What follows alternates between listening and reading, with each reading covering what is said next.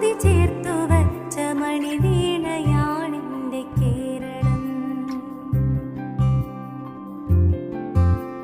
നീലസാഗരമതിന്റെ തന്ത്രിയിലുണർത്തിടുന്നു സ്വരസാന്ത്വനം. നമസ്കാരം, ഏവർക്കും കേരളപ്പിറവി ആശംസകൾ. നവംബർ 1 ഓരോ മലയാളികൾക്കും അഭിമാനത്തിന്റെയും സന്തോഷത്തിന്റെയും ദിവസമാണ്.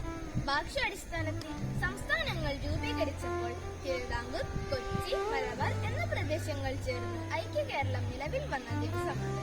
അതായത് 1956 നവംബർ 1. കേരളത്തിന്റെ ഐതിഹ്യത്തെക്കുറിച്ച് ഓർക്കുമ്പോൾ പരശുരാമൻ മഴവെറിഞ്ഞ് സമുദ്രത്തിൽ നിന്ന് വീണ്ടെടുത്ത മനോഹരമായ ഭൂപ്രദേശമാണിത്. ഐതിഹ്യങ്ങൾക്കുമപ്പുറം ദൈവത്തിന്റെ സ്വന്തം നാടായ കേരളം ജാതിമതഭേദങ്ങൾ ഇല്ലാതെ മനുഷ്യർ സ്നേഹത്തോടെ കഴിയുന്ന നാടാണ്. വിദ്യാഭ്യാസപരമായി മുൻപന്തിയിൽ നിൽക്കുന്ന ഈ നാട് ഒരുപാട് മഹത്തായ വ്യക്തികൾക്ക് പിറവിക്ക് സാക്ഷ്യം വഹിച്ചു. ചക്കവിശേഷങ്ങൾ എത്ര പറഞ്ഞാലും തീരില്ല. ചക്ക കേരളത്തിന്റെ ഔദ്യോഗിക ഫലമാണ്. വിറ്റാമിനുകൾ, ധാതുക്കൾ, നാരുകൾ എന്നിവയെല്ലാം സമ്പന്നമാണ് ഇത്. അതുകൊണ്ട് തന്നെ ഇത് ആരോഗ്യത്തിന് വളരെ നല്ലതാണ്. പച്ചച്ചക്ക കറികളായും പഴുത്ത ചക്ക മധുര പലഹാരങ്ങളായും കഴിക്കാറുണ്ട്. ചക്കയുടെ ഇല മൃഗങ്ങൾക്ക് ഭക്ഷണമായും ഉപകാരപ്പെടാറുണ്ട്. ചക്ക കണ്ണിന്റെ ആരോഗ്യത്തിനും വളരെ നല്ലതാണ്. ഈ കേരളപ്പിറവി ദിനത്തിൽ നമുക്ക് മണ്ണിനെയും തീയെയും സ്നേഹിക്കാം, സംരക്ഷിക്കാം. ഞാൻ ഇന്നിവിടെ പറയാൻ പോകുന്നത് നമ്മുടെ സംസ്ഥാന വൃക്ഷമായ തെങ്ങിനെ കുറിച്ചാണ്. പനവർഗത്തിൽപ്പെടുന്ന ശാഖകളില്ലാതെ വളരുന്ന ഒറ്റക്കാട് വൃക്ഷമാണ് തെങ്ങ് അഥവാ കേരവൃക്ഷം.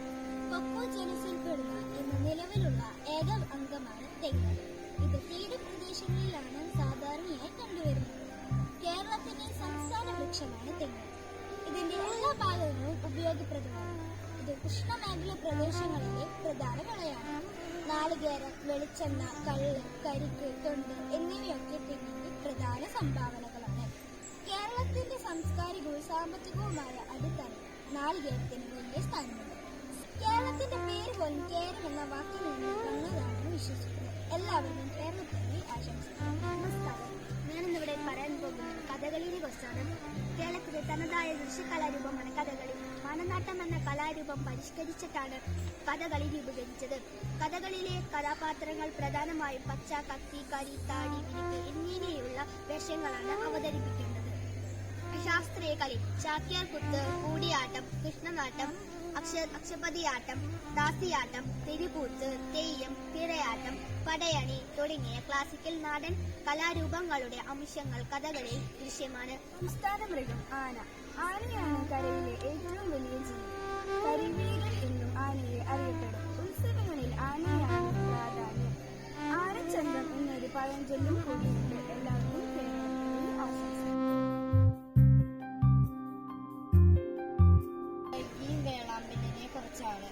നമസ്കാരം. ഇന്ന് ഞാൻ മലയാള ഭാഷയെ കുറിച്ചാണ് പറയാൻ പോകുന്നത്. മലയാള ഭാഷ കൈരളി എന്നും മലനാട്ടു ഭാഷ എന്നും അറിയപ്പെടുന്നു. ഇന്ത്യയിൽ ശ്രേഷ്ഠ ഭാഷാ പദവി ലഭിക്കുന്ന 5ാമത്തെ ഭാഷയാണ് മലയാളം. എല്ലാവർക്കും എന്റെ കേരളപ്പിറവി ആശംസകൾ നേരുന്നു. എല്ലാവർക്കും ഗാർഡിയൻ ഏഞ്ചൽ സ്കൂൾ